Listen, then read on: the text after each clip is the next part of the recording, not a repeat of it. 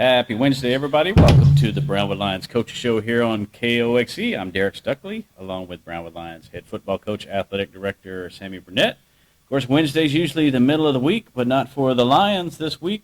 You got a game tomorrow night, Coach. That's right. We do have a game tomorrow starting at 7 o'clock at San Angelo Central Stadium, or San Angelo Central at San Angelo Stadium. I keep wanting to say Central because that's what it used to be. Well, they play there, too. Yes, but it's San Angelo Stadium. Lakeview has a stadium, but we're not playing there. That's why we're playing on Thursday. They're playing at the shared field, which is San Angelo Stadium at 7 o'clock tomorrow.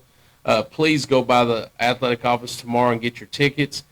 From Lisa, because every penny that's spent at home stays at home. If you go online and buy tickets, you got to pay the surcharge. They get the money.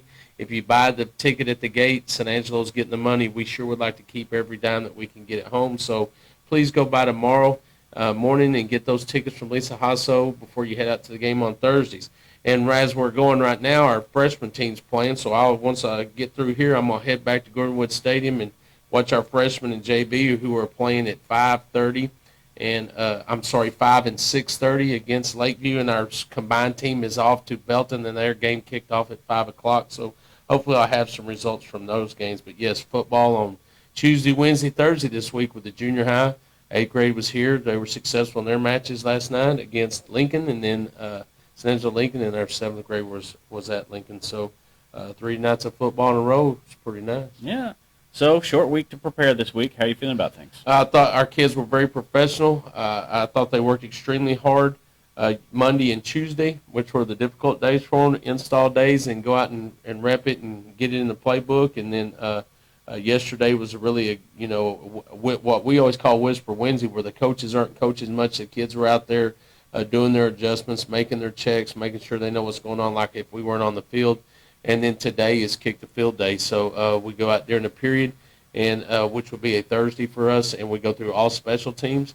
And then after school, our varsity goes in what we call kick the field, and we go through every scenario, every situation that can be presented in a game, from us taking a safety and then coming out and kicking off from the 20 after a safety, or getting a safety, either way. But to us burning the clock, to working on onsides, to working on prevents, to working on hands team, to working on sprinting the field goal team out and getting a field goal less than 10 seconds off, and then from 2-point plays. So we go through a gamut in the afternoon. So that's what we did today.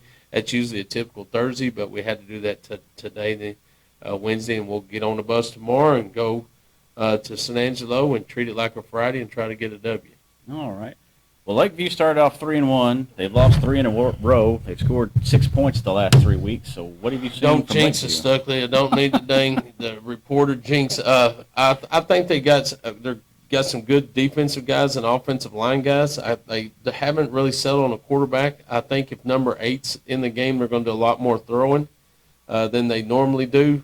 2 has played quarterback, and so is 7. Sometimes they get in a wishbone, 2 tight end wishbone, and they're trying to pound you. I don't think they'll do that against us. They may. Who knows, to keep the ball out of our hands, to try to control the clock. I don't know. We're just going to be prepared to come out and defend a 3-back set or a 1-back set or 2-back set. So if they're in the gun, I think number 8 will be back there. He can throw the ball really well. He's a good athlete.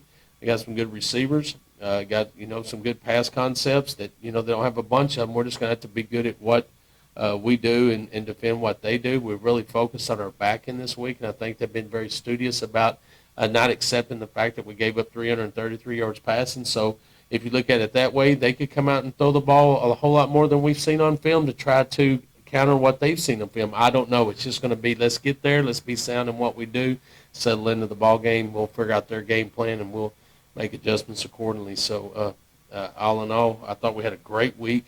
Our kids are really focused. We still haven't reached our potential, which is a scary thing for opponents, because if we do reach our potential, we have a chance of being really, really good. I think we're pretty healthy right now. Colton McMillan is the only one that will be on the sideline that doesn't have a chance to play due to injury. Everyone else is on the active roster and ready to roll. All right. Well, you mentioned potential, and we saw this a little bit in the second half against Big Spring. Jason Jackson's back from injury.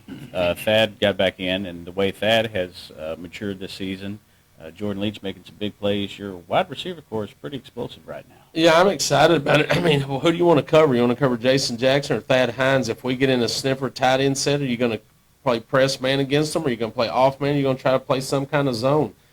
So it gives people problems when you got to defend both sides of the field. When we have the slot in there with our sniffer package, it's Jordan Leach. I mean, Jordan Leach's amazing. He's a very quiet kid. You wouldn't think much about him, but when he touches the ball, he makes a lot of yards after catch. Very elusive, slick kind of runner, real smooth, but has a lot of speed and can beat you down the field vertically too.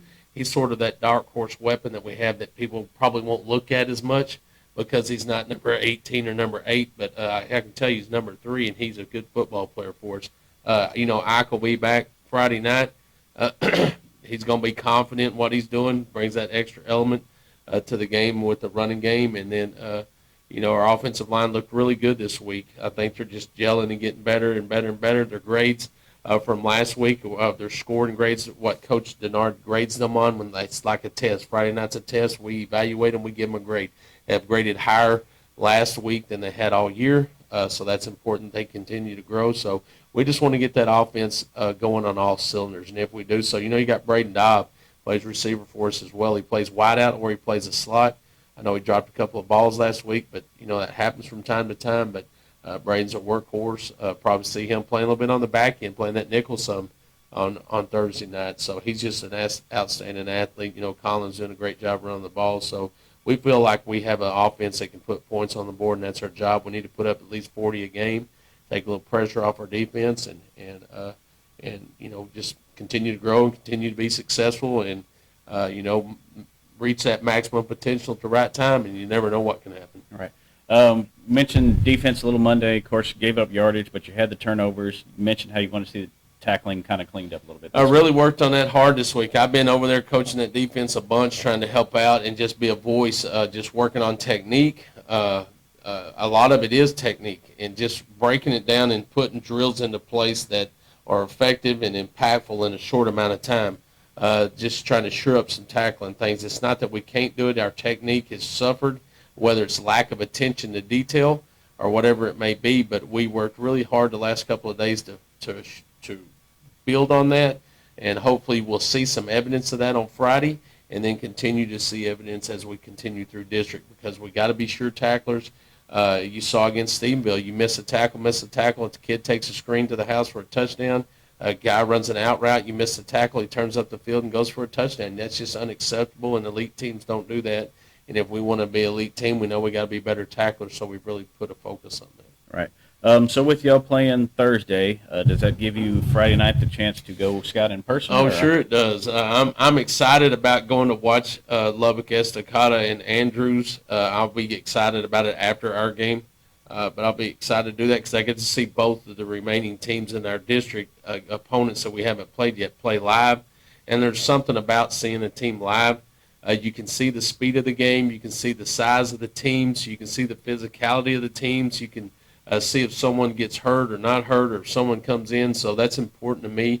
I'm not excited about driving to Lubbock, but I'm excited about watching that game. You're not driving to Andrews. I'm not driving to Andrews. So I'm excited to get to do that.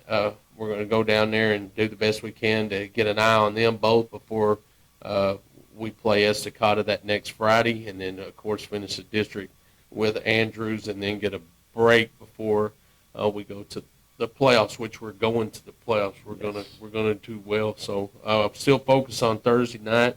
You never can second guess or doubt your opponent. You got to play at your level. And our other focus has been, man, it really doesn't matter. And I keep preaching it. I know I've said it before.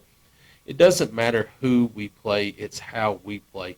And if we take that attitude into a game, it doesn't matter who you're playing. You're going to play it at a high level, an elite level, and that's where we want to get. We want to play at an elite level for 4 quarters, week in and week out.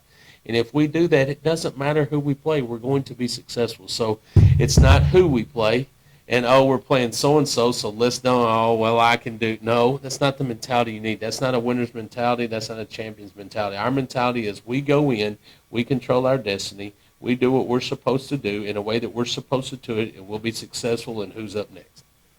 So that's what our goal is. All right. Well, let's talk about some of the other sports. Had a really busy Tuesday. Yeah, tennis went to Glen Rose and played a strong Brock team and weren't successful, dropping those matches 16-3. But what a fall season those guys had. Congratulations to them, Coach Blasey and Coach Hutchins, for everything they've done. Those kids have gotten out there working hard. Now they'll turn right around and get ready for their individual seasons in the spring. So congratulations to them. Volleyball dropped a match at Glen Rose. Like I said, we've talked about it before. Just got to find a way to get in the win column. You know, they're fighting hard. They're playing hard. I talked to a couple of girls this morning. Their spirits are up, and they were excited about how they played better this time than they did last time against them. So that's a positive thing. So just keep grinding and get after it and let everything else take care of itself and go out there and do the best you can. Golf competed in their second golf tournament, which was a 2-day event at Abilene at Diamondback. Our girls finished third, so congratulations to them. That is a big deal. That's good. They're growing, becoming a better group. They got better numbers, so I'm really excited about them. Our boys finished seventh. And you're going, oh, no, seventh? Why seventh? Well, they played against a lot of big 5A and 6A schools and a lot of private schools that have kids that just focus on that period 24/7. So I thought that was a good start for them. There was a guarantee there's some jitters because it's only the second tournament some of those guys have ever played in, and they're just getting used to it. So the more they play, more tournaments they play in, the better those scores will be. They'll start dropping maybe from an 82 into the 70s, and they'll be just fine and successful with that. And a big shout-out to our cross-country teams. They went over to Stephenville and ran in the district cross-country meet. Our girls finished second overall, so congratulations to them. Right on pace of where they want. You know, they were 3 points out of winning that thing, and that's 3 places, get by 3 runners, and they can get there. So that's progress, and it gives them a goal to shoot for regionals in Lubbock, and I think that's on the 24th.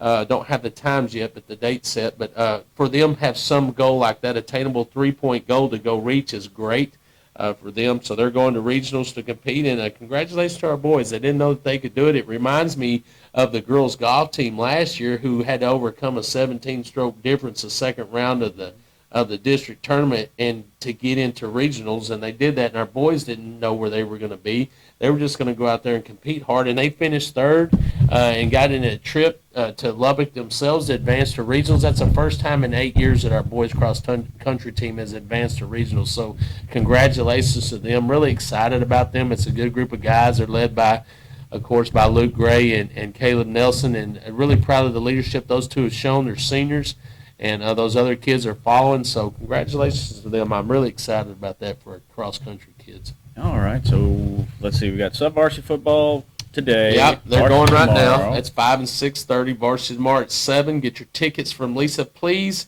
Thursday, go before noon. Please get those tickets because every dime you spend in our office stays in the office. It doesn't go to San Angelo. Please buy your tickets if you can here, or have someone pick them up for you and meet you at the game if you're traveling from another place. But please do so.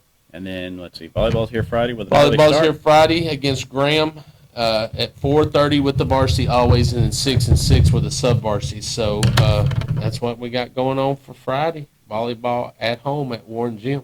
All right. Anything else you want to mention today? Yeah, we better thank those that make this show possible. Auto Glass Magic, Bruner Auto Group, Syntex Body and Paint, Syntex Equipment Sales, Citizens National Bank, Dan Hill Containers, Dr. Bon Young, Dr. Pepper Bottling Company, Edward Jones Investments, Henrik Medical, Howard Enterprises, Humphrey Peets, Heartland Funeral Home, Landmark Life, MC Bank, Painter and Johnson Associates, Smith and Sharp Agency, Sonic Drive-In, Stanley Chrysler, Texas Bank, Weldon Wilson Electric, Western Bank, and Willie's Teas.